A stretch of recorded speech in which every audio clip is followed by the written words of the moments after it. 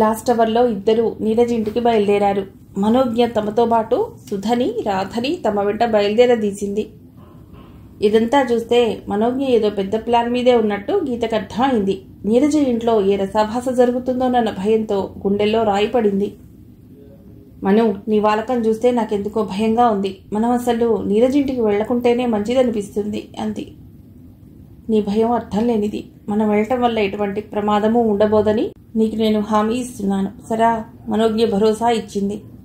ఇంట్లోకి వస్తున్న నలుగురిని నీరజ తల్లి శాంతమ్మ, రెండమ్మ సమయానికి వచ్చారు అంటూ ఆహ్వానించింది.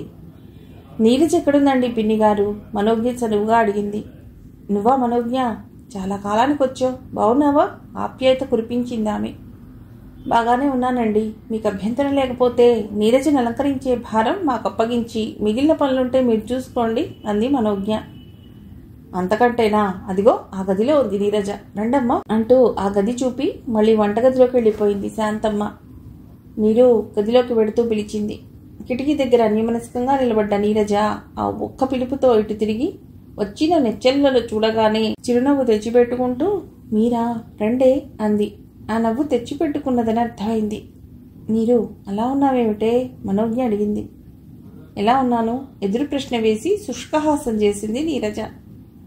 అలా నన్నే తిరిగి అడిగితే చెప్పలేను, కానీ కాబోయే పెళ్లి కూతుర్లా మాత్రం లేవు. మను, నా బతుకెంత ఎగతాళయింది కదూ? ఆ కళ్ళల్లో నీరు తిప్పుకుంటూ అంది. ఛా, అవేం మాటలే. అన్నీ తెలిసి నీ ఎగతాళి చేసే మూర్ఖురాలను అనుకుంటున్నావా? నొచ్చుకుంటూ అంది మనోజ్ఞ. అమ్మకు నువ్వైనా చెప్పవే గీత. ఇలా వచ్చిన ప్రతి వారి ముందు మరబొమ్మలా నిలబడటానికి నేను ప్రదర్శన వస్తువు కానని గీత భుజం మీద తలవాల్చి కన్నీటి మధ్య అంది. గీత నీరజ కన్నీరు తుడుస్తూ ఊరుకోవే నీరు, పరిస్థితులకు మనం బానిసలం. అమ్మా నాన్నలకు మాత్రం బాధగా ఉండదనుకుంటున్నావా? బాధగా ఉందని అభిమానానికి పోతే నువ్వు జీవితాంతం మూడులా మిగిలిపోతావు అంది. ఒకటా రెండా? ఇలా 6-7 సార్లు అయింది. చదువు తక్కువని ఒకడు, మరి కాస్త ఛాయ్ ఎక్కువ ఉంటే బాగుండేదని మరొకరు, కాస్త పొడుగ్గా ఉంటే మా అబ్బాయికి జోడీ కుదిరేదని ఇంకొకరు, ఇలా కుంటిసాకులు చెప్తూ నా గుండె తూట్లు పొడుస్తున్నారు. ఇవన్నీ చూస్తే నాకు ఈ జన్మకే పెళ్లి యోగం లేదేమోననిపిస్తుంది. నాకు చదువుకున్నవాడో కాదో అక్కర్లేదు, అందం లేకపోయినా అనాకారైనా పర్వాలేదు, పంచభక్షాలు తినిపించక్కర్లేదు, ఒక్క పూటైనా తన కష్టార్జితంతో నా కడుపుకు తిండి పెట్టేవాడైతే చాలే. అటువంటి వారెవరన్నా ఎదురుపడితే అతగాడి చేత తాళి కట్టించుకుని అతడికి భార్యగా వెళ్ళటానికైనా నేను సిద్ధంగా ఉన్నాను. కానీ ఈ దేశంలో ఆడపిల్ల ఆ పాటి అదృష్టానికైనా నోచుకోలేదేమో. ఆత్మాభిమానాన్ని వదిలి తన్ను తాను తులలో వేసి తూచుకుంటున్నాడు. చదువు సంస్కారాన్ని కాసుల రూపంలోకి మార్చుకుని వేలం వేసుకుంటున్నాడు. మగజాతిలో అభిమానం అన్నది చచ్చిపోయింది. అందుకే అతడితో పాటు స్త్రీ హృదయంలో అభిమానాన్ని కూడా నిర్దాక్షిణ్యంగా నలిపేస్తున్నాడు. కళ్ళు క్రోధంతో జ్వలిస్తుండగా నీరజ ఆవేశంగా అంది. నీరజ మాటలకు మనోజ్ఞ హృదయం కలదబారింది. శ్రీమంతుల బిడ్డ కాబట్టి మధ్యతరగతి ఆడపిల్లకుండే ఆలోచనలు, ఆవేశం మనోజ్ఞకు తెలియవు. ఎదురయ్యే సమస్యలు కూడా అనుభవంలోకి రావు. అందుకే నీరజను చూసి కదిలిపోయింది. ఆ రాబోయే పెళ్లి కొడుకు మీద ఎక్కడలేని కోపం ముంచుకొచ్చింది. పెళ్లివారు వచ్చేసరికి స్నేహితులందరూ కలిసి నీరజను చక్కగా అలంకరించారు. మనోజ్ఞ నీరజ వద్దంటున్నా వినకుండా తన మెళ్ళో ఉన్న ఒంటిపేట డాలర్ చైన్ నీరజ మెళ్ళో వేసి బంగారు గాజులు ఓ చేతికి తొడిగింది. స్కై కలర్లో ఉన్న ఫుల్ బాయిల్ చీర కట్టించారు. ఆ చీరలో నీరజ రూపం ముచ్చట గొలిపేలా ఉంది. వారొచ్చే ముందు శాంతమ్మ ఒకసారి నీరజ ఉన్న గదిలోకి వచ్చి కూతురి అలంకరణ చూసి తృప్తిగా తలాడించి మళ్లీ హడావుడిగా వెళ్ళిపోయింది. మరి కాసేపటికి పెళ్లివారు వచ్చిన సందడి వినిపించగా మనోజ్ఞలో కుతూహలం హెచ్చింది. దగ్గరగా వేసి ఉన్న తలుపుల్ని బోరగా తెరిచి హాల్లోకి తొంగి చూసింది. మొత్తం పెళ్లి కొడుకుతో కలిసి 4 వచ్చారు. 25 ఏళ్లు దాటిన వయస్సు ఉంది. చామన ఛాయ రంగులో అంత పొడుగు పొట్టి కాకుండా దృఢమైన శరీరంతో వైట్ ప్యాంట్ మీద చాక్లెట్ కలర్ షర్ట్ వేసిన అతడే పెళ్లి కొడుకుని పోల్చుకోవటానికి ఎంతోసేపు పట్టలేదు. అతడు నీరజకు చక్కని జోడీలా అనిపించేలా ఉన్నాడు. మళ్లీ తలుపు మూసి, ఏమే నీరు, నీ పెళ్లి కొడుకు బాగా ఉన్నాడు అంది కొంటెగా. నీరజ మొహం ఆ మాటతో ఎర్రబడింది. నోరు ముయ్యవే, నా పెళ్లి కొడుకేమిటి? ఇలా వచ్చిన వారందరినీ అనుకుంటే ఇప్పటికి 6 అయ్యుండేవారు. అలా అనుకునే ఆశ లేసేవైనా లేదు. అతగాడి తూకం 15,000. ఆ పైన లాంఛనాలు ఎన్ని వేలో మాకు తెలియదు. నిరాశగా ఉంది నీరజ. సరిగ్గా అప్పుడే శాంతమ్మ లోనికొచ్చి పదమ్మా నీరు అంటూ చేయి పట్టి తీసుకువెడుతుంటే నీరజ తల్లి వెంట నడిచింది. మనోజ్ఞ నీరజ చిన్న తమ్ముడు బుడుగుని లోపలికి పిలిచి వాడి చెవిలో మంతనాలాడసాగింది. వాడు మనోజ్ఞ చెప్పిన దానికల్లా బుద్ధిగా తలుపుతూ గర్భంగా కాలరెత్తుకుంటూ హాల్లోకి వెళ్ళి పెళ్లికొడుకు కుర్చీ వెనక్గా పీలా నక్కి నిలబడ్డం గీత చూస్తూనే ఉంది. ఏమిటే మను, ఆ బుడుగ్గాడిని పెళ్లికొడుకు దగ్గరకు తరిమావెందుకు? గీత అడిగింది. నీకేం తెలీదు, నువ్వు ఊరుకో. గీతను కసిరి తలుపు ఓరగా తెరిచి ఉత్కంఠతతో చూడసాగింది. మనోజ్ఞ చేయనున్న పని దిగ్విజయంగా నెరవేర్చి తల తిప్పి మనోజ్ఞ వైపు చూసి కళ్ళతోనే సందేశాలంపాడు బుడుగు. ఏమిట్రా అక్కడ నిలబడ్డా? ఇలారా. తండ్రి కసరటంతో బుడుగు బుద్ధిగా బయటపడ్డాడు. అమ్మాయి ఏం చదివింది? పెళ్లికొడుకు తండ్రి అడిగాడు. 10వ తరగతి వరకు చదివించాం. అది చదువుతానంటే నాకే ఇష్టం లేక మాన్పించాను. అయినా ఆడపిల్లకు అంతకు మించి చదివేందుకు చెప్పండి, నీరజ తండ్రి అన్నాడు. అలా అనకండి పద్మనాభం గారు, రోజులు మారాయి. ఈ రోజుల్లో ఆడపిల్లకు కూడా చదువు అవసరమే. భార్యాభర్తలిద్దరూ హాయిగా ఉద్యోగం చేసుకోవచ్చు. నాకైతే నాకు కాబోయే కోడలు మా వాడితో సమంగా గ్రాడ్యుయేట్ అయితే బాగుంటుందనే అనుకుంటాను. తన అభిప్రాయాన్ని చెప్పాడు వరుడి తండ్రి. నీ పేరేమిటమ్మా? వరుడి తల్లి అడిగింది నీరజను. నీరజ చెప్పింది నీరజ. అమ్మాయికి పని పాటలు వచ్చా అండి? నీరజ తల్లిని అడిగింది. పని వచ్చు, పాటలు రావు. లోపల నుండి మనోజ్ఞ చిన్నగా గొడుగుతుంటే శ్రోతలు సన్నగా నవ్వారు. వచ్చండి, ఇంటి పని వంట పనే కాదు, కుట్లు అల్లికలు చక్కగా వేస్తుంది చెప్పింది శాంతమ్మ. సంగీతం ఏదైనా నేర్పించారా? వరుడి తల్లి ప్రశ్నకు ఏం చెప్పిందో తెలియదు గాని ఆ ప్రశ్న వింటున్న మనోజ్ఞకు ఒళ్ళు మండింది. గీత, సంగీతం గొడవెందుకే? కొంపదీసి కోడలి చేత కచేరీలు పెట్టిస్తుందా ఏం? లేకపోతే వాళ్ల బుజ్జిబాబు పాటలు పాడి నిద్రపుచ్చితే గాని నిద్రపోడేమో అంది. గీత నవ్వింది. అచ్చు పాలు తాగే పాపాయిలాగానే ఉన్నాడులే. తల్లి తండ్రి క్రాస్ ఎగ్జామిన్ చేస్తుంటే ఉలుకు పలుకు లేకుండా కూర్చున్నాడు. వయసొచ్చినా వ్యక్తిత్వం లేని ఇటువంటి మగపురుగులంటేనే నాకు అసహ్యం. ఇప్పుడు వాళ్ళు అడిగిన ప్రశ్నలన్నీ అతగాడిని ప్రశ్నిస్తే అప్పుడు ముఖం ఎలా ఉంటుందో చూడాలి, మనోజ్ఞ చీత్కారంగా అంది. ఇక అమ్మాయిని తీసుకెళ్ళండి, వరుణి తండ్రి అనటంతో శాంతమ్మ నీరజను లేవదీసి గదిలోకి తీసుకెళ్ళింది. లోపలికొచ్చిన శాంతమ్మతో, పిన్నిగారు, కాబోయే వియ్యాల వారికి వీళ్ళంతా తిప్పి చూపించండి, లేకపోతే ఏమనుకుంటారు అంది మనోజ్ఞ. అవును నిజమే, చిన్నపిల్లవైనా నీకు తోచిందేదో నాకు తోచనే లేదు సుమా అంటూ వెళ్ళిపోయింది శాంతమ్మ.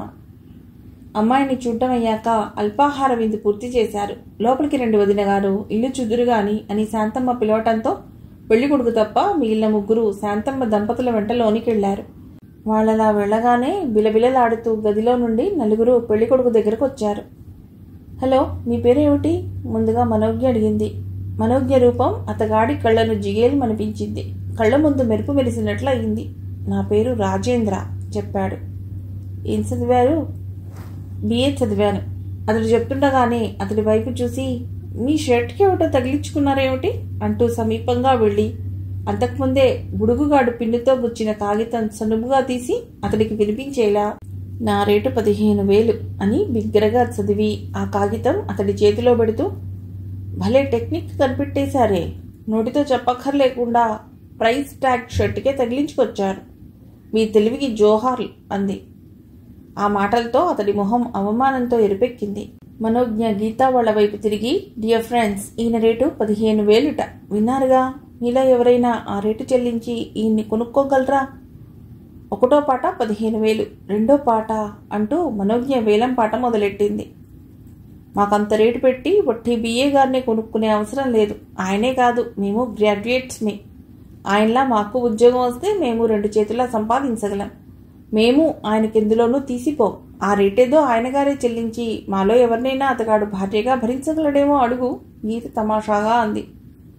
విన్నారుగా రాజేంద్ర గారు, ఆ ముగ్గురులో ఎవరూ మిమ్మల్ని కొని భర్తగా భరించే స్థితిలో లేరు. నాకైతే మిమ్మల్ని కొనాలనే ఉంది, కానీ భర్తగా మాత్రం కాదు. మీకు వంట పని, కుట్లు, అల్లికలు, ఇంటి పని, పిల్లల్ని లాలించటం, పెంచటం ఇవన్నీ వస్తే మిమ్మల్ని కొనటానికి నాకేం అభ్యంతరమూ లేదు. మీ మొహం చూస్తే ఇవన్నీ రానట్లే ఉంది. ఏం చేస్తావు?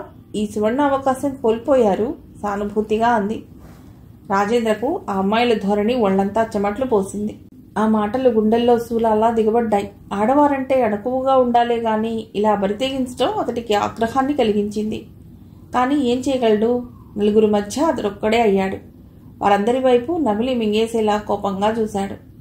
చూడండి రాజేంద్ర గారు, మీకు మీదనే వ్యక్తిత్వం, ఆలోచించే విజ్ఞానం అన్నీ ఉండి మీ వాళ్ళు మిమ్మల్ని విక్రయిస్తుంటే చూస్తూ బొమ్మలా కూర్చోవటం మీ మగతనానికే అవమానం అనిపించటం లేదు? వివాహం ఓ పవిత్ర బంధం, వేలంపాట కాదు. పెళ్ళన్నది మా నీరజకే కాదు, మీకు ప్రాథమిక అవసరం. పువ్వు చెట్టుకుంటేనే అందం, అలాగే చెట్టుకు కూడా పువ్వు తన నంటి పెట్టుకుని ఉంటేనే నిండుదనం. తీగలాంటి స్త్రీకి పందిరిలాంటి పురుషుడి అండదండ ఎంత అవసరమో అలాగే ఆ తీగంటూ ఉంటేనేగా ఆ పందిరికి విలువ. మీ ఇంటిని చక్కగా దిద్దటానికి, మీ శారీరక అవసరాలు తీర్చడానికి, పిల్లల్ని కని మీ వంశాన్ని నిలపటానికి స్త్రీ తన జీవితాన్ని, ఓపికను, సర్వస్వాన్ని వెచ్చిస్తుంది. అందుకు ప్రతిఫలంగా ఆమెకు మీరు కృతజ్ఞతలు చూపకపోయి మీ మెళ్ళో మూడు ముళ్ళు వేయటమే మీ అదృష్టం అంటూ ఆమె తల్లిదండ్రుల రక్తాన్ని కట్నాల పేరిట డబ్బు రూపంలో పీల్చుకోవటం రాక్షసత్వం. మనకన్నా నోరులేని పక్షులు, జంతువులు నయం. వాటికి పరస్పర అనురాగంతో సంచరించటం, తమ కడుపుకు సరిపడిన తిండి సంపాదించుకోవటమే తెలుసు. మరి మనకో మమతల్ని, బంధాల్ని కూడా డబ్బుకు ముడిపెట్టి ఆ డబ్బు కోసం అడ్డమైన దారులలో నానా గడ్డి తినటం తెలుసు. మీకెంత బాధ కలిగిందో మీ చర్యల వల్ల మా హృదయాలు కూడా అంతే ఆవేదనను పొందుతున్నాయని చెప్పటానికి ఇలా మాట్లాడాను. మా నీరజ మాలా తెగువ గల పిల్ల కాదు, చాలా వినయ విధేయతలు గల అణకువ గల పిల్ల. డబ్బు అన్న సమస్య లేకుండా ఆమెను చేపట్టి మీ జీవితాన్ని నందనవనం చేసుకోండి. మా మాటలు విశాల హృదయంతో ఆలోచించండి. ఇప్పుడు జరిగింది మర్చిపోండి. వస్తాం, నమస్కారం అనునయంగా చెప్పి గిరుక్కున వెనక్కి తిరిగింది మనోజ్ఞ. ఫ్రెండ్స్ అందరూ ఆమెతో పాటు లోపలికి నడిచారు. వింటున్న నీరజ గుండెలు దడదడలాడాయి. తల్లిదండ్రులుండగా తమ పెద్దల మధ్య ఏం గొడవ చేస్తాడోనని భయపడింది. ముందు మనోజ్ఞతో పాటు అతడిని హేళన చేసిన గీతకు లోపల అదే భయం పీకుతోంది. సుధా, రాధలకివేం పట్టలేదు. మనోజ్ఞ సాహసాన్ని, మాటలను మననం చేసుకుంటూ మనోజ్ఞ వైపు మెచ్చుకోలుగా చూశారు. అయితే భయపడ్డట్టు రాజేంద్ర ఏ గొడవ చేయకుండా తన వారితో పాటు వెళ్ళిపోయాడు. అందరూ తేలికపడ్డారు. వాళ్ళు నిష్క్రమించగానే నీరజ గదిలో నవ్వుల పువ్వులు విరజిమ్మాయి. మను, నీ మాటలతో ఆ భాగ్యుణ్ణి అదరగొట్టేశావు గదే అంది సుధా. అసలు నీకింత ధైర్యం ఎలా వచ్చిందే బాబు? నీ ధైర్యం చూసి నేనే అదిరిపోయాననుకో రాధ ప్రశంసగా అంది. అప్పుడు ఆయన గారి ముఖం నువ్వు చూసి ఉండవలసిందే నీరు. ఆరిపోయిన దీపంలా, మాడిపోయిన పెసరట్టులా ఉంది సుధ వర్ణించింది. నీరజ మనోజ్ఞను, నేను చేయలేని పని నువ్వు చేశావేమను, నాకు చాలా సంతోషంగా ఉంది. అతగాడు ఎలాగో మనకు అందడం తెలుసు, ఇది కుదిరేది కాదని అనుకున్నదే. ఆ పాటి వివేకం నేర్పాలన్న ఆవేశం నాకున్న పరిస్థితులు నా నోరు నొక్కేశాయి. ఇందుకు నిన్ను అభినందిస్తున్నాను అంది. ఆలోచించేవాడైతే ఆ మాట అర్థం చేసుకుని నిన్ను పెళ్లి చేసుకోవటానికి అంగీకరిస్తాడు. లేదంటే అందరిలా అతడు మూర్ఖుడనే చెప్పాలి గీత అంది. ఇంతలో బుడుగు లోపలికి వచ్చి, అక్క నాకు బిస్కెట్ కొని పెడతానన్నావుగా, కొనిపెట్టు అంటూ మనోజ్ఞని అడిగాడు. నీ మాటే మర్చిపోయాను, నువ్వు ఈరోజు చాలా సాయం చేశావురా తమ్ముడు. ఇదిగో ఈ 5 రూపాయలు తీసుకుని బిస్కెట్ ప్యాకెట్ కొనుక్కో అంటూ నీరజ వారిస్తున్నా వినకుండా వాడి జేబులో పెట్టింది. కాంతమ్మ గారిచ్చిన టిఫిన్ తిని కాఫీ తాగి నలుగురు నీరజతో చెప్పి బయటపడ్డారు. టైం చూసుకుంటే 6:30 అయ్యింది. అప్పుడు గుర్తొచ్చింది విశ్వేశ్వరరావు గారింట్లో ఫంక్షన్ సంగతి. బాబోయ్, పైకే అంది మనోజ్ఞ. ఏం జరిగింది? గీత ఆదుర్దాగా అడిగింది. ఈ పెళ్లి చూపుల సందడిలో పడి డాడీ మాటే మర్చిపోయాను. ఈవేళ విశ్వేశ్వరరావు గారి మనవడి పుట్టినరోజు, ఫంక్షన్కు రమ్మని డాడీ మరీ చెప్పారు. ఇప్పటికే చాలా ఆలస్యమైంది. మనోజ్ఞకు అదురుగానే ఉంది. గీత ఇల్లు ఆ వీధిలోనే ఉండటం వల్ల మనోజ్ఞతో చెప్పి గీత అక్కడే విడిపోయింది. రాధా, సుధా కూడా మరికొంత దూరం వచ్చి ఆగిపోయారు. మనోజ్ఞ ఒక్కతే రిక్షా చేయించుకుని ఇంటికొచ్చింది. ఆ వచ్చేసరికి ఓ 10 నిమిషాలు తక్కువ 7 అయింది. పుస్తకాలు ర్యాక్లోకి విసిరి నేరుగా సావిత్రమ్మ గదిలోకి వెళ్ళింది. ఆంటీ, డాడీ ఇంటికి వచ్చారా? సావిత్రమ్మ పక్కనే మంచం మీద కూర్చుంటూ అడిగింది. వచ్చాడు. నా గురించి అడిగారా? అడిగాడు. ఏమని? బిజ్జు ఫంక్షన్కి వెళ్ళిందా అన్నాడు. నువ్వు ఇంకా కాలేజీ నుండి ఇంటికి రాలేదని చెప్పాను. ఓ గాడ్, చెప్పేశావా? మరి డాడీ నన్ను తిట్టుకోలేదు? తిట్టడమా? నిప్పులు జరుగుతూ వెళ్ళాడు. సావిత్రమ్మ మాటలతో కళ్ళనీళ్ల పర్యంతమైంది. ఆంటీ, ఇప్పుడెలా? ఆమె ఒడిలో మొహం దాచుకుంటూ బేలగా అంది మనోజ్ఞ. ఎలా అంటే నేనేం చేయను బిజ్జు. డాడీ మరీ మరీ చెప్పినా నువ్వు పట్టించుకోకపోవటం నీ తప్పు. డాడీకి నీ మీద ప్రేమ లేదని వాపోతావు, కానీ అసలు డాడీ మాట ఎప్పుడైనా నువ్వు తూచా తప్పకుండా పాటించావా? మేనకోడలు తల ఆప్యాయంగా నిమురుతోంది. మనోజ్ఞ మాట్లాడలేదు. కాలేజీ 5ంటికే వదిలినా నువ్వు ఎంతసేపు ఎక్కడికి వెళ్ళావు అడిగింది. నీరజ్ ఇంటికి వెళ్ళాను. నేనే కాదు, గీత, సుధా, రాధ నలుగురం కలిసి వెళ్ళాం. నీరజ్ అంటే నీతో 10వ తరగతి వరకు చదివి ఆపేసింది ఆపిల్లేనా? ఇదివరలో మన ఇంటికి చాలాసార్లు వచ్చేది కదూ. ఈ మధ్య అసలు కనిపించడం లేదు. అయితే ఈరోజు వాళ్ళ ఇంటికి ఎందుకు వెళ్ళావు? సావిత్రమ్మ అడిగింది. ఈరోజు నీరజ్ని చూసుకోవటానికి పెళ్లివారు వస్తారని గీత చెప్తే అందరం కలిసి వెళ్ళాం చెప్పింది మనోజ్ఞ. పెళ్లి చూపులు నీరజకు కదా, మీరంతా వెళ్ళడం ఎందుకు? వెళ్ళి అక్కడేం చేశారు?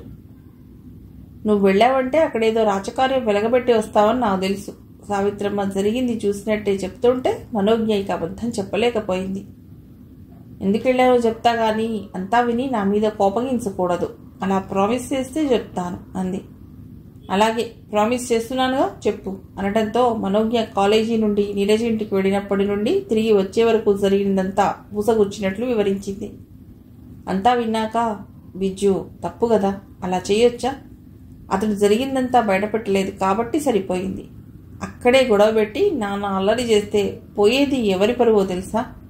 నీకేం, హాయిగా ఇంటికి వస్తావు. నీ ఆకతాయితనం వల్ల ఇక ఈ జన్మలో నీరజ తల్లిదండ్రులు తలెత్తుకుని నిర్భయంగా తిరగలేరు.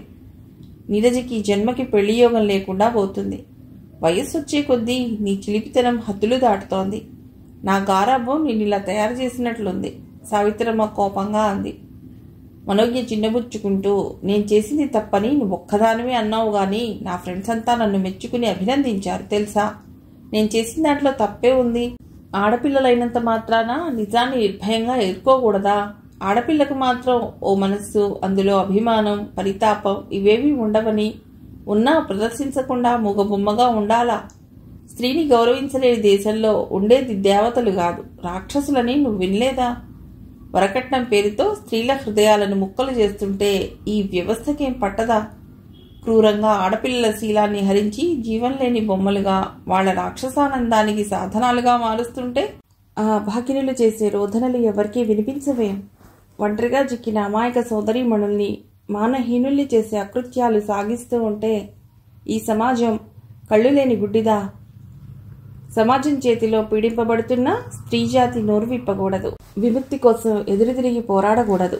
వేదకాలం నాటి సాంఘిక, రాజకీయ, వైజ్ఞానిక పరిస్థితికి, ఈ అడుగుగాల్లో పరిస్థితికి ఎన్నెన్నో ఊహించని మార్పులు వచ్చాయి. మానవ మేధ ప్రకృతి నుండి ఎంతో విజ్ఞానాన్ని సంపాదించి తన మనుగడను సుస్థిరం చేసుకుంది. కానీ స్త్రీల పరిస్థితుల్లో అడుమాత్రమైనా మార్పు వచ్చిందంటావా? అంటే ఆనాటి సీతకు నేటి నీరజ లాంటి స్త్రీకి తేడా ఏముంది? మమ్మీ పోయాక డాడీ మళ్లీ పెళ్లి చేసుకోకుండా తన స్వసుఖాన్ని నా కోసం త్యాగం చేశారని నువ్వే చాలాసార్లు అన్నావు. మరి నువ్వు కూడా అంకుల్ పోయాక మోడులా ఇలా ఆయన్ని తలుచుకుంటూ ఉండిపోయావుగా. నీది మాత్రం త్యాగం కాదా? మరి నీ త్యాగం గురించి ఎవ్వరూ చెప్పుకోరేమో. ఈ సమాజం దృష్టిలో నీది త్యాగం కాదు. కారణం నువ్వు స్త్రీవి. మొగుడు పోతే మూడులా ఉండటం నీకు తప్పనిసరి. ఇది సమాజం నీతి ఆవేశంగా అంది మనోజ్ఞ. బిజ్జు, నేనెప్పుడూ అలా ఆలోచించలేదు. మంచికో చెడుకో స్త్రీలకు కొన్ని నియమాలు, కట్టుబాట్లు నిర్దేశించారు. అవి మనకు ఆరోగ్యకరమన్న పంథాలోనే నా ఆలోచనలు సాగిపోయాయి. స్త్రీకి ఉన్న ఓర్పు, సంయమన శక్తి మగవాడికి ఉండదు. అందుకే అతడి ఆలోచన సరళికి తగ్గట్టు అతడి పట్ల ఉదాసీనం వహించింది సమాజం. అంతేకాదు, స్త్రీ కంటే పురుషుడు స్వార్థపరుడు. సావిత్రమ్మతో ఆ విషయం ఇక చర్చించడం ఇష్టం లేక, అబ్బా ఆంటీ, ఆకలి, అన్నం పెట్టవు కోమగా అడిగింది. అయ్యో, వచ్చిన వెంటనే నీ సంగతే పట్టించుకోలేదు. ఉదయమనగా తినేళ్ళావు. నడు బిజ్జు, అన్నం పెడతాను అంటూ సావిత్రమ్మ డైనింగ్ రూమ్కి దారి తీసింది. మనోజ్ఞ బుద్ధిగా మేనత్త వెంట వెళ్ళింది. రాత్రి 8 అయ్యేసరికి మనోజ్ఞ తన గదిలో లైట్ ఆర్పి ఫోమ్ బెడ్ మీద వాలి బ్లాంకెట్ కప్పుకుని పడుకుంది.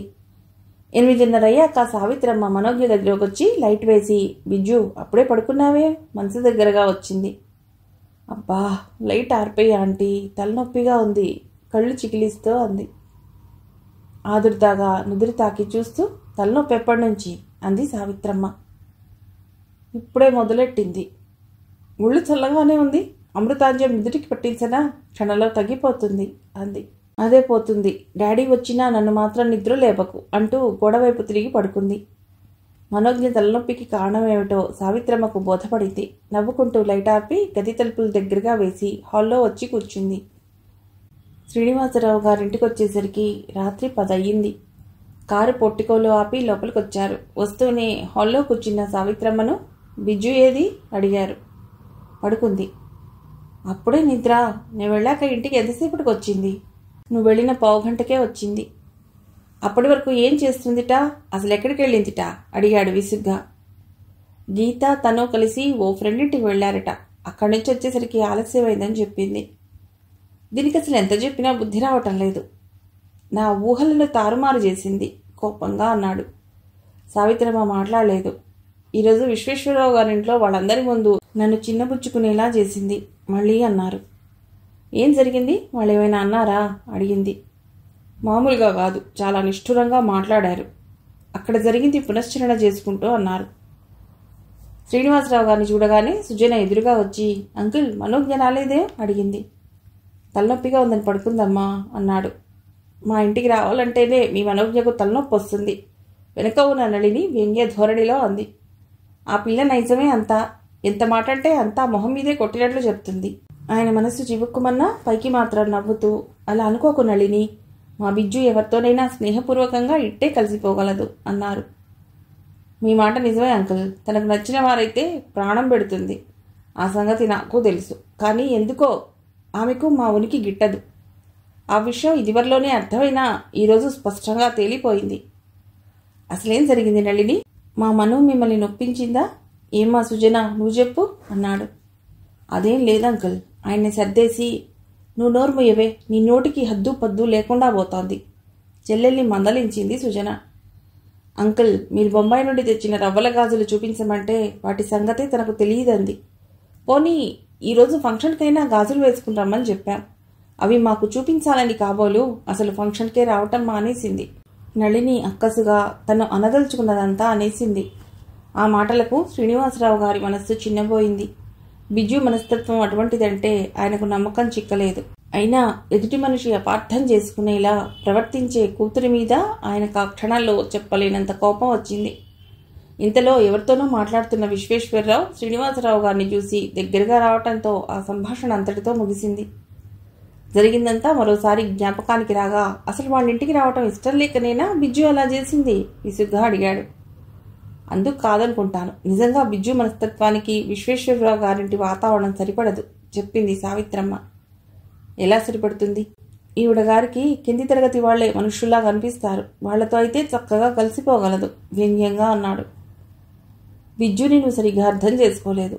కలిమిలేముల కంటే మనిషి వ్యక్తిత్వానికి ప్రాధాన్యతనిచ్చి స్నేహం చేస్తుంది. దాని స్నేహంలో అమృత ఝరులుంటాయే గాని విషం దరిదాపుల్లోకైనా చేరనివ్వదు. ఏ సమస్యనైనా నీకంటే నాకంటే కూడా నిశ్చితంగా ఆలోచించే వివేకవంతురాలని నీకు తెలియదు. అది నీ కళ్లకు ఆకతాయి పిల్లగా కనిపిస్తుంది. అందుకు కారణం దానిలో కాస్త చిలిపితనం ఎక్కువగా ఉండటం వల్లనే అనుకో అంది సావిత్రమ్మ. దాన్ని నువ్వే మెచ్చుకోవాలి అన్నాడు. అన్నగారితో ఏం చెప్పి లాభం లేదని సావిత్రమ్మ మౌనం వహించింది. బిజ్జుకి ఎగ్జామ్స్ అవ్వగానే పెళ్లి చేయాలనుకుంటున్నాను, ఎటువంటి ఉపోద్ఘాతం లేకుండా అన్నాడు. అన్నగారి ఆలోచనకు విస్మయపడుతూ, ఈ ఆలోచన ఎప్పటి నుంచి మొదలైంది? బిజ్జుకి పెళ్ళంటే తగిన వరుడు కుదరాలిగా అంది సావిత్రమ్మ. వరుడు సిద్ధంగానే ఉన్నాడు. ఎవరబ్బాయి? విశ్వేశ్వరరావు అన్న కొడుకు. ఎంటెక్ చదివాడు. ఎంబీఏ చదవడానికి త్వరలో స్టేట్స్కు వెళ్లాలనుకుంటున్నాడు. అబ్బాయి నేను కూడా చూశాను, చాలా బాగున్నాడు. ఆ అబ్బాయి ఈ ఊరొచ్చినట్టు తెలిసే మన బిజ్జుని అతడికి చూపించాలనే బిజ్జుని ఫంక్షన్కు మరీ అటెండ్ అవ్వమని చెప్పాను. నా ఆలోచనలను తారుమారు చేసింది. ఈ విషయం సావిత్రమ్మకు ప్రియం కలిగించలేదు. అన్నయ్య, బిజ్జు పెళ్లికంత తొందరే వచ్చింది. ఇంకా చిన్నపిల్ల, 2 ఏళ్ళు ఆగితే బాగుంటుంది అంది. 20వ సంవత్సరం నడుస్తున్నా అది నీ కళ్లకు చిన్నపిల్లలా కనిపిస్తుందా? అసలు నాన్న నీకే వయసులో పెళ్లి చేసి పంపారో గుర్తుందా అన్న అన్నగారి మాటలకు నిట్టూరుస్తూ, ఆ రోజులు ఎలాగున్నా ఏమైనా బిజ్జు అభిప్రాయం అడిగి నువ్వే నిర్ణయమైనా తీసుకుంటే మంచిది అంది సావిత్రమ్మ. బిజ్జుని అడిగితే ఎంఏ చదవాలనుంటుంది, అంతవరకు పెళ్లి చేసుకొని అంటుంది. అందుకే అసలు దాన్ని సలహా అడగవలసిన అవసరం లేదు. చిన్నపిల్ల, మనకంటే దానికి ఎక్కువ తెలుస్తుందనుకోను. అన్నగారి మాటలు సావిత్రమ్మకు బాధను కలిగించాయి. అన్నీ తెలిసుండి నీ ఇష్టాలను చిన్నపిల్ల అన్న సాకుతో దాని తెల్లకు రుద్దటం వివేకం అనిపించుకోదు. అదేమైనా అల్లరి చేస్తే వయసు వచ్చినా బుద్ధి రాలేదని విసుక్కుంటావు. పెళ్లి విషయంలో మాత్రం దాన్ని పసిదాన్ని అంటున్నావు నిష్ఠురంగా అంది. సావి, నా బాధ నీకు అర్థం కాదు. మన హోదాకు తగ్గ అల్లుడిని వెతకడం అంటే మాటలు కాదు. మన స్థాయికి తగ్గ అంతస్తు, బిజ్జు అందానికి తగ్గ రూపమున్నవాడు, చదువుకున్నవాడు, అన్నిటా సరితూగేవాడు దొరకాలంటే సాధ్యపడేదేనా? ఈ సంబంధం అన్ని విధాలా నాకు నచ్చింది. ఎంతో దూరం ఆలోచించి గాని నేను నిర్ణయానికి రానన్న సంగతి నీకు తెలుసుగా. కొడుక్కు పెళ్లి చేసి భార్యతో సహా స్టేట్స్కి పంపాలని అతగాడి తల్లిదండ్రుల అభిప్రాయం. అతడి ఉద్దేశం కూడా అదేనన్నట్టు మాట్లాడాడనుకో. బిజ్జు అంతగా చదువుకోవాలని పట్టుబడితే పెళ్ళయ్యాక కూడా చదువుకోవచ్చు. ఆ విషయం ముందుగా అతడితో సంప్రదించేకే పెళ్లి నిశ్చయం చేద్దాం, చెల్లెలికి నచ్చజెబుతూ అన్నాడు. నీ ఇష్టం అన్నయ్యా. నీ బిడ్డ క్షేమం కన్న తండ్రివి నీకంటే నాకెక్కువ తెలుస్తుందనుకోను నిర్లిప్తంగా అంది. సావి తీవ్రాఘాతం తిన్నవాడిలా అన్నాడు. ఎంత నిష్ఠురంగా మాట్లాడావమ్మా. దాన్ని ఎప్పుడైనా నా బిడ్డలా చూశానా? నీ బిడ్డలా నీ ఊళ్ళో ఆడుకుని పెరిగింది. నీ చేత్తో గోరుముద్దలు తినిపించి పెంచావు. బిజ్జు విషయంలో నాలో పొంగిపొర్లే ప్రేమకు ఎప్పుడూ ఆనకట్టలు గట్టి నిర్వికారంగా ఉండటానికి ప్రయత్నించాను. నేనెంతో ప్రాణప్రదంగా ప్రేమించిన భార్య దూరం అవటంతో నా మనస్సు ముడుచుకుపోయింది. ఇక ఎవరి మీద ప్రేమను ఆశలు పెంచుకోకూడదనుకున్నాను. అందుకే బిజ్జుని నీ చేతుల్లో పెట్టి నేను నిశ్చింతగా మిగిలాను. ఈరోజు నువ్వు ఇలా నీ నా అంటూ వేరు చేసి మాట్లాడితే ఈ అన్నయ్య తట్టుకోగలడని అనుకుంటున్నావా? శ్రీనివాసరావు గారు పరితప్త హృదయంతో అన్నారు. తానలా అనాలోచితంగా అన్నందుకు సావిత్రి నొచ్చుకుంది. అన్నయ్య, ఏమీ అనుకోకు, ఆ మాట మర్చిపో. నీ మనస్తత్వం తెలిసుండి బిజ్జు దూరమవుతుందన్న బాధలో అనాలోచితంగా ఏదో అని నొప్పించాను పశ్చాత్తాపస్వరంతో అంది. బిజ్జు దూరమవుతుందంటే నాకు మాత్రం బాధగా ఉండదనుకున్నావా? రోజుకొక్కసారైనా బిజ్జును చూడకుంటే ఆ రోజంతా వెలితిగా ఫీల్ అవుతాను. ఇది ప్రతి తండ్రికి తల్లికి తప్పనిసరని సరిపెట్టుకోవాలి నిట్టూరుస్తూ అన్నాడు. సావిత్రమ్మ మాట్లాడలేదు. రేపు సాయంత్రం ఆ అబ్బాయిని టీకి రమ్మని మన ఇంటికి ఆహ్వానించాను. ఆ అబ్బాయి వచ్చేసరికి బిజ్జును అందంగా అలంకరించుకుని, అలంకరణ మాత్రం సింపుల్గా ఉండాలి సుమా, ముందుగా చూపులని మాత్రం బిజ్జుకు చెప్పకు.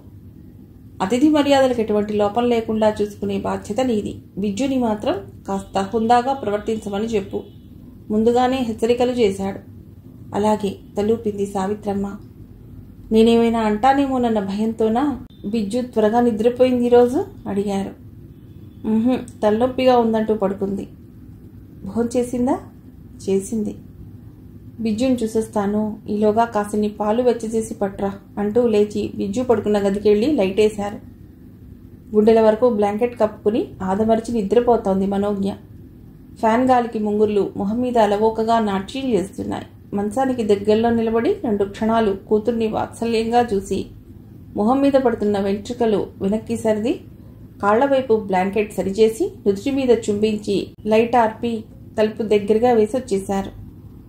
ఉదయం స్నానం చేశాక హుషారుగా డైనింగ్ రూమ్కి వెళ్లబోతూ గుమ్మం దగ్గరే మీట నొక్కినట్లుగా ఆగిపోయింది మనోజ్ఞ. డైనింగ్ రూమ్ టేబుల్ ముందు కూర్చున్న తండ్రిని చూడగానే లోపలికి వెళ్ళటం మాని వెనుదిరిగి పిల్లిలా అడుగులేసుకుంటూ వెళ్లబోయేదల్లా బిజు కమాన్ అన్న తండ్రి పిలుపు విని చచ్చాను అనుకుంది మనస్సులో. నెమ్మదిగా అడుగులేస్తూ లోపలికెళ్ళి మరో కుర్చీలో కూర్చుంది. Biju, how are you? Fine daddy. నిన్న సాయంత్రం కాలేజీ నుండి చాలా ఆలస్యంగా వచ్చినట్లున్నావు. కాలేజీ నుండి త్వరగానే వచ్చాను. గీత నేను కలిసి ఓ ఫ్రెండ్ ఇంటికి వెళ్ళాం. అక్కడి నుంచి వచ్చేసరికి ఆలస్యం అయింది చెప్పింది. అలాగా, ఈరోజు సెకండ్ సాటర్డే కదూ, కాలేజీకి సెలవేననుకుంటా. ఈరోజు ఏదైనా ఎంగేజ్మెంట్ ఉందా? ఇప్పటి వరకు ఏమీ అనుకోలేదు. అంటే అవసరాన్ని బట్టి నీ ప్రోగ్రాంలు ఉంటాయన్నమాట. మనోజ్ఞ చేతిగోళ్ల వంక చూసుకుంటూ కూర్చుందే గాని సమాధానం చెప్పలేదు. ఇంతలో సావిత్రమ్మ ప్రత్యక్షమవటంతో బతుకు జీవుడా అనుకుంది మనోజ్ఞ. మేనత్త పెట్టిన ప్లేట్ దగ్గరగా లాక్కుని టిఫిన్ తినసాగింది. శ్రీనివాసరావు గారు టిఫిన్ తిన్నాక, బిజ్జు పాలు తాగాక ఒకసారి మేడం మీదికి రా, నీతో మాట్లాడాలి అని చెప్పి మేడం మీదికి వెళ్ళిపోయారు. తండ్రి వెళ్ళగానే, ఆంటీ రాత్రి డాడీ నేను ఫంక్షన్కు రానందుకు కోపడ్డారా అడిగింది. లేదు. ఇంతకీ నన్ను పిలిచిన కారణమేదో నీకేమైనా తెలుసా? తెలీదన్నట్టు తలాడించింది సావిత్రమ్మ.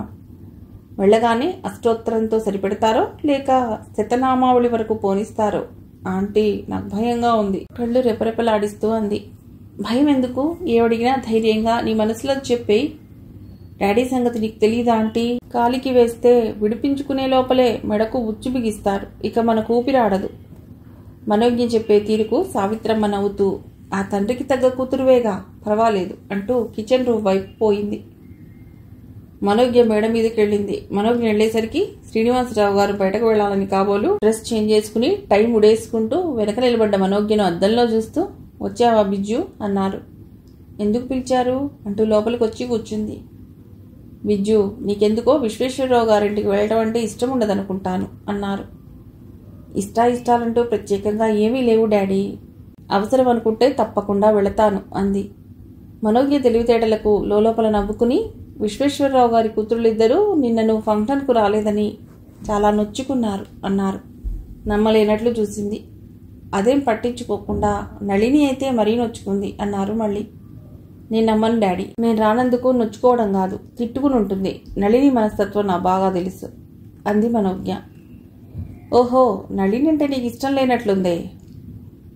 మన ఇష్టమైన అవతలి వారి మనోవైఖరి బట్టి ఆధారపడి ఉంటుంది. వాళ్ల సొసైటీయే వేరు. వాళ్ళంతా ఒకచోట కలిశారంటే చీరలు నగలు దగ్గర నుండి ఎక్కడెక్కడి వారి వ్యక్తిగత విషయాల్లోకి బలవంతంగా చొరబడి ఎంతటి వారినైనా విమర్శిస్తూ ఉంటారు. ఆ మనస్తత్వం నాకు నచ్చదు డాడీ. చీరలు నగలు, స్కాండిల్స్, గాసిప్స్ తప్ప మరో సమస్యలేవీ లేవా? ఇవే కాక వారప్పుడప్పుడు మాట్లాడుకునే మరో ముఖ్యమైన టాపిక్ సినిమాలు. వచ్చిన ప్రతి పిక్చరు తప్పనిసరిగా చూస్తారు. ఆ కథాంశాన్ని గురించి లోతుపాతులు విమర్శనాత్మకంగా చర్చిస్తే పర్వాలేదు. మూలం వదిలి డర్టీ జోక్స్ గురించి పదే పదే చెప్పుకుని నవ్వుకుంటారు. వాళ్ళు మాట్లాడుకునే విషయాల మీద నీకు ఆసక్తి లేనప్పుడు సభ్యత కోసమైనా నువ్వు నటించొచ్చు కదా అని మీరు అనవచ్చు. అలా మౌనంగా మనని కూర్చొనివ్వరు కదా. వాళ్ళు చెప్పుకునే సినిమా గురించి మీరు చూసారా అని ప్రశ్నిస్తే చూడలేదంటే మనని ఓ పురుగులా చూస్తారు. వాళ్ల దృష్టిలో వాళ్ళ అభిరుచులు అభిప్రాయాలే ఉన్నతమైనవి. వాళ్ళని ఆ ధోరణి నుంచి మరల్చటానికి మనమే సాహసించి ఓ నవల గురించో రచయిత గురించో మాట్లాడటానికి ప్రయత్నిస్తే వాళ్ల మొహాలు మాడిపోతాయి. పోనిద్దరు హాయిగా కూర్చుని కబుర్లు చెప్పుకునే సమయంలో ఈ వెధవగోలెందుకు అంటూ విసుగ్గా ఆ టాపిక్ గురించి అస్సలు మాట్లాడనివ్వరు. అందుకే డాడీ, వాళ్లతో నేను స్నేహాన్ని పెంచుకోలేకపోయాను. సుదీర్ఘంగా మనోజ్ఞ చెప్తుందంతా శ్రద్ధగా విన్నారు. బిజ్జు, ఎదుటి వ్యక్తి ఉనికి మనకిష్టమున్నా లేకున్నా మన ప్రవర్తన అవతలివారు నొచ్చుకునేలా ఉండకూడదు. అపార్థాలకు తావివ్వనంత తెలివిగా సర్దుకుపోవాలి అనునయంగానే అన్నారు. మనోజ్ఞ తండ్రి మాటలు వింటూ కూర్చుంది. అన్నట్టు సాయంత్రం ఓ గెస్ట్ మన ఇంటికి వస్తున్నారు. ఆ గెస్ట్ చక్కగా రిసీవ్ చేసుకోవాలి. సమయానికి నేను ఇంటి దగ్గర ఉంటే పర్వాలేదు, నేను లేకపోయినా మర్యాదగా ప్రవర్తించు హెచ్చరించారు. సాయంత్రంలోగా నీకేదైనా ప్రోగ్రాం ఉన్నా క్యాన్సిల్ చేసుకో. నిన్నటిలా చేస్తే మాత్రం నిన్ను నేను క్షమించను కఠినంగా అన్నారు. బుద్ధిగా తలూపింది మనోజ్ఞ. ఇంతలో గదిలో ఉన్న ఫోన్ మోగటంతో మాటలు ఆపి ఆ ఫోన్ ఎత్తారు. తండ్రి ఫోన్లో మాట్లాడుతుండగానే మనోజ్ఞ లేచి కిందికి వెళ్ళిపోయింది. సాయంత్రం 4 అవుతున్నా బద్ధకంగా తన గదిలో పడుకున్న మనోజ్ఞను, అదేమిటే ఇంకా అలాగే పడుకున్నావు? లేచి స్నానం చేసి తయారవు. అన్నయ్య వచ్చి చూస్తే నా మీద నిప్పులు జరుగుతాడు అంది సావిత్రమ్మ. మరో 1/2 గంటలో లేస్తానులే. Please aunty, నిద్రపోనివ్వవు గోముగా బతిమాలింది. లాభం లేదు, ముందు లేచి స్నానం చేసిరా, నేను బీరువాలోంచి బట్టలు తీసిస్తాను అంటూ బలవంతంగా లేపి బయటకు పంపింది మనోజ్ఞను. మనోజ్ఞ విసుక్కుంటూ బాత్రూంకి వెళ్ళింది. పాలపిట్ట రంగులో ఉన్న కంచిపట్టు చీర కట్టుకోమని సావిత్రమ్మ ఇస్తుంటే, ఇప్పుడిదెందుకు ఆంటీ, మామూలు చీర ఏదైనా తీసివు కట్టుకుంటాను అంది. బిజ్జు, మారు మాట్లాడకుండా ఇది కట్టుకో ఆజ్ఞ జారీ చేసింది. మౌనంగా అందుకుని చీర కట్టుకుంది. సావిత్రమ్మ స్వయంగా మనోజ్ఞకు జడవిప్పి తలదువ్వి జడవేసి పక్కగా గులాబీని తురిమింది. మెళ్ళో కంఠానికి దగ్గరగా ఉన్న ముత్యాల నెక్లెస్తో పాటు 2 పేటలు మడిచి వేసిన లాంగ్ చైన్ వేసి చేతికి బంగారు గాజులు, ఒంటి ముత్యమున్న ఉంగరంతో మనోజ్ఞను అలంకరిస్తుంటే అలంకరణ అయ్యే వరకు బొమ్మలా కూర్చుంది. అలంకరణ పూర్తయ్యాక, ఆంటీ, ఆ వచ్చి గెస్ట్ ఎవరో ఎందుకు వస్తున్నారో నీకు తెలుసు గదు అంది మనోజ్ఞ. సావిత్రమ్మ తొట్టుబడుతూ, నాకేం తెలీదు, అన్నయ్య నాతో ఏం చెప్పలేదు అంది. నీకు తెలియకపోతే పోనివ్వు, కానీ నేను ఓ మాట చెప్పాలి. నాకిష్టం లేనిదే ఏ పని బలవంతంగా నా చేత చేయించలేరని మాత్రం మీరు గుర్తుపెట్టుకోండి అంటూ విసురుగా వెళ్ళి హాల్లో కూర్చుంది. భగవంతుడా, ఇద్దరికిద్దరూ ఒకటే తలబట్టుకుంది సావిత్రమ్మ. 5 అవుతుండగా శ్రీనివాసరావు గారి కారు గేట్లోంచి దూసుకొచ్చి మెట్ల ముందు ఆగింది. కార్ డోర్ తెరిచి ముందు ఓ యువకుడు, ఆ వెనకాలే శ్రీనివాసరావు గారు దిగటం చూసి మనోజ్ఞ అక్కడి నుంచి తన గదిలోకి వెళ్ళిపోయింది. శ్రీనివాసరావు గారు ఆ యువకుని వెంటబెట్టుకుని హాల్లోకి వస్తూనే సావిత్రి సావిత్రి అంటూ చెల్లెల్ని పిలిచారు. వస్తున్నానన్నయ్య అంటూ సావిత్రమ్మ పమిట భుజాల నిండుగా కప్పుకుని గుమ్మం వరకు వచ్చింది. చూడు మిస్టర్ శ్రీకాంత్, ఈమె మా చెల్లెలు సావిత్రి అని పరిచయం చేయగానే అతడు నమస్కారం అంటూ చేతులు జోడించాడు.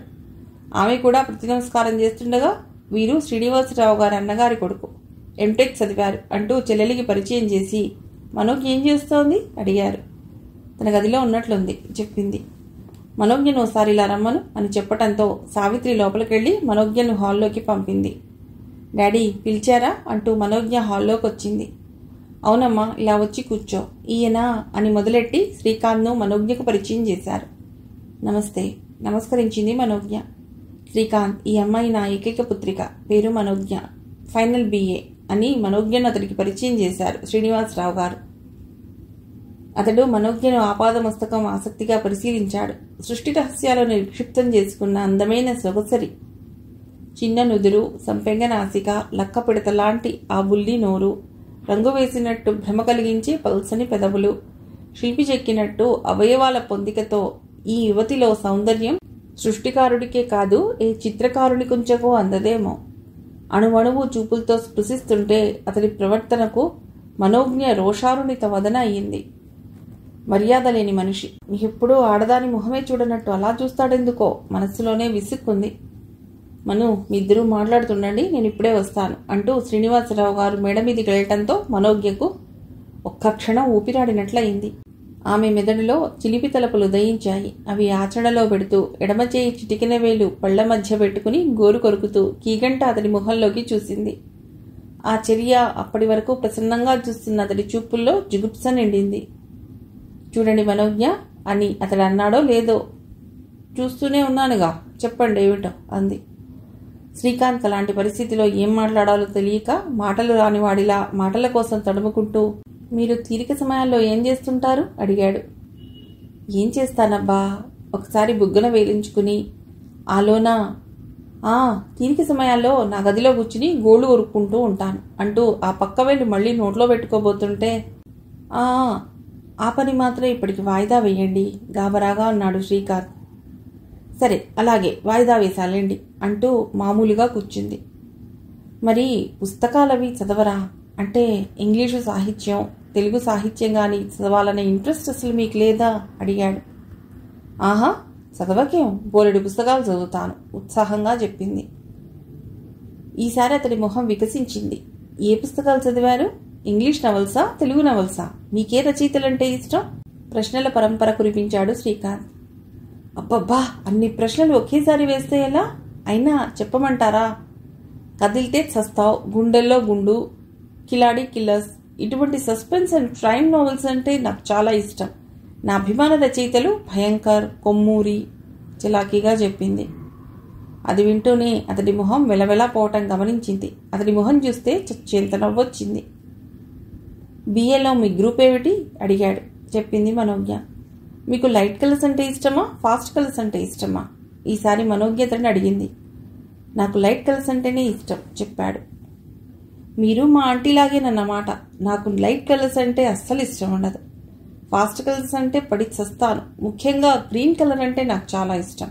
మీరు వస్తున్నారని తెలిసి ఆ గ్రీన్ కలర్ శారీ కట్టుకుంటానంటే మా ఆంటీ వద్దని ఈ చీర కట్టించింది. మీకు అసలు ఈ చీర నచ్చిందా? మనోజ్ఞ అడుగుతుంటే తలబట్టు కూర్చున్నాడు. అయ్యో, అదేమిటండి అలా తలబట్టు కూర్చున్నారు? తలనొప్పి వస్తోందా? నాకు అంతేనండి, ఎక్కడికన్నా వెళితే తలనొప్పి మొదలవుతుంది. అందుకే నేను ఎక్కడికి వెళ్ళను అంది. నా తలనొప్పి మాటకేం గాని, మీరు BA పూర్తి చేశాక ఏం చేయాలనుకుంటున్నారు? MAకి వెడతారా అడిగాడు. నిజం చెప్పమంటారా అడిగింది నెమ్మదిగా. చెప్పండి అతడు అడగగానే సిగ్గుతో వంకర్లు పోతూ, BA పూర్తవగానే బుద్ధిగా పెళ్లి చేసేసుకుని హాయిగా ఓ 10 మంది పిల్లల్ని కని సంసారం చేసుకోవాలని ఉందండి. చెప్తుంటే శ్రీకాంత్ కూర్చున్నవాడల్లా చటుక్కున లేచాడు. ఏమిటలా లేచారు? కూర్చోండి, మీరేగా చెప్పమన్నారు. చెప్పమన్నారు కదా అని చెప్తే అంత కోపం ఎందుకండి? చిన్నబోయిన వదనంతో అంది. ఏం లేదు, 10 మంది పిల్లలంటే నాకు భయం వేసింది. MAకి వెళ్ళకపోతే పోయారు కానీ పెళ్లి చేసుకుని 10 మంది పిల్లల్ని మాత్రం కనకండి. అసలే దేశం దరిద్రంలో ఉంది. సలహా ఇచ్చి ముళ్ళ మీద కూర్చున్నట్టే బలవంతంగా కూర్చున్నాడు. తప్పు, అలా అనకండి. కనీసం 10 మంది పిల్లలు లేని ఇల్లు ఏ ఇల్లండి? పిల్లలంటే ఇంటికి దీపాలు. ఆ అంశం మీదే నేను ఈ మధ్య ఒక గేయాన్ని కూడా రాశాను. దేశం అంటే మట్టి కాదోయ్, దేశం అంటే పిల్లలోయ్. ఈసురోమని మనుషులంతా ఆపరేషన్లు చేయించుకుంటే దేశమే గతి బాగుపడునోయ్, మిగిలేది వల్లకాడేనోయ్ అని. నా గేయం బాగుందంటారా అడిగింది. చాలా బాగుంది. పేజ్ చేసి ఏ పత్రికైనా పంపించలేకపోయారా వ్యంగ్యంగా అన్నాడు. పంపాను, కానీ ఏ పత్రిక వేసుకోలేదు. చించి చెత్తబుట్టలో పడేసినట్లున్నారు చిన్నబోయిన మొహంతో అంది. అయ్యో పాపం, మీ గేయంలోని మహత్తర సందేశాన్ని అర్థం చేసుకునే రసహృదయం వాళ్ళకెవరికీ లేనట్లుంది. పోనిద్దురు, వాళ్ళెవరూ అర్థం చేసుకోకపోయినా మీలాంటి సహృదయం అర్థం చేసుకుంటే చాలు అంది. ఇంతలో సావిత్రమ్మ ట్రేలో టిఫిన్ ప్లేట్లు సర్ది మల్లమ్మ చేత పట్టించుకుని హాల్లోకి రావటంతో మనోజ్ఞ నోరు మూతపడింది. తలంచుకుని మంచి పిల్లలా కూర్చుంది. మను, వారికి టిఫిన్ ఇచ్చి నువ్వు కూడా తీసుకో. వారి మధ్యగా బల్లలాగి ట్రే పెట్టి లోపలికి వెళ్ళిపోయింది సావిత్రమ్మ. ట్రేలో చక్కెర కేళీలు, 4 ప్లేట్లలో బాదం హల్వా, జాంగ్రీలు, మరో 2 ప్లేట్లలో హాట్ సర్ది ఉన్నాయి. స్వీట్ ఉన్న 2 ప్లేట్లు అతడి ముందు పెడుతూ తీసుకోండి అంది మనోజ్ఞ. ఓ ప్లేట్ తీసేయండి, ఇన్ని నేను తినలేను, ఈ హాట్ కూడా అంటూ ప్లేట్ పక్కకు పెట్టేశాడు. అదే, మీకు స్వీట్ ఇష్టం ఉండదా? ఇష్టమున్నా లేకున్నా ఇన్ని తినడం అంటే కష్టం కదూ అంటూ బాదం హల్వా స్పూన్తో తినసాగాడు. మీరు తినకపోయినా పర్వాలేదండి, ఈ ప్లేట్లన్నీ మీ బదులు ఖాళీ చేసే పుచ్చి నాది. నాకు స్వీట్ అంటే చాలా ఇష్టం, కానీ ఆంటీ ఎక్కువ తిననివ్వదు. స్వీట్ తింటే వెయిట్ పెరుగుతానట. డైటింగ్ పేరు చెప్పి ఈ పెద్దలు పిల్లల నోరు కట్టేస్తారనుకోండి అంటూ అతడు పక్కకు తీసిన ప్లేట్లోది కూడా అతని ప్లేట్లో వేసుకుని బకాసురుడి చెల్లెల్లా ఆబగా తింటుంటే శిలా ప్రతిమల జుగుప్సురుడిన కళ్లతో చూస్తుండిపోయాడు శ్రీకాంత్. మరో 5 నిమిషాలకు శ్రీనివాసరావు గారు మేడ దిగొచ్చారు. అప్పటికి టిఫిన్, కాఫీలు పూర్తయ్యాయి. తండ్రి హాల్లోకి రాగానే మనోజ్ఞ మెల్లిగా లోపలికి జారుకుంది. ఆయన రాగానే శ్రీకాంత్ తేలిగ్గా ఊపిరి పీల్చుకుని ఇక నాకు సెలవిప్పించండి అన్నాడు. మరి కాసేపు కూర్చో బాబు అన్నారు శ్రీనివాసరావు గారు. లేదండి, ఈరోజు నళిని, సుజనలను పిక్చర్కు తీసుకువెడతానని ప్రామిస్ చేశాను. వాళ్ళు నా కోసం ఎదురు చూస్తారు అన్నాడు నసుగుతూ శ్రీకాంత్. అయితే పద, కారులో డ్రాప్ చేస్తాను. మీకెందుకు శ్రమ, నేను ఆటోలో పెడతాను. పర్వాలేదు అంటూ ఆయన బయటకు నడవటంతో విధిలేక ఆయన వెంట వెళ్ళాడు శ్రీకాంత్.